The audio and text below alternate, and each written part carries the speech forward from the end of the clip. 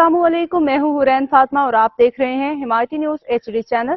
नजर डालते हैं आज की अहम खबरों पर। SHO थाना सुखन राना खुशी मोहम्मद की क़ियादत में बड़ी कार्रवाई। गुटखा मावा बनाने वाली फैक्ट्री पे छापा। कराची जिला मरीर 3 मार्च 2025।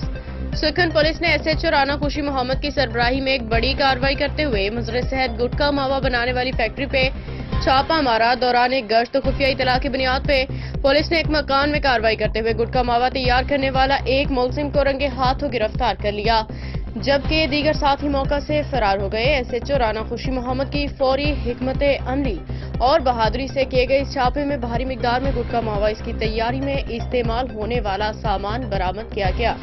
फरार होने वाले मुलजिमान मलिक हम्माद, सुहेल गुज्जर, हारिस नगोरी, कामरान, लियाकत उर्फ छोटू और 3 नामालूम खवातीन शामिल हैं, जो पहले भी मुतअद्दिद बार गिरफ्तार हो चुके हैं। गिरफ्तार मुलजिम का नाम आशिक वल्द मोहम्मद सलीम। बरामदगी 6 कट्टों में तैयार शुदा मुजरे सेहत गुटखा मावा 108 किलो, 3 कट्टे छालिया 60 किलो, गुटखा मावा की खाली पुड़ियाँ 4 अदद कट्टे, तंबाकू 5 किलो और 12 किलो राजा जानी गुटखा और 12 किलो जहूरे पत्ती, चूना पाउडर, केमिकल बोतलें, खुशबू पाउडर, माउथ फ्रेशनर और दीगर साजो सामान।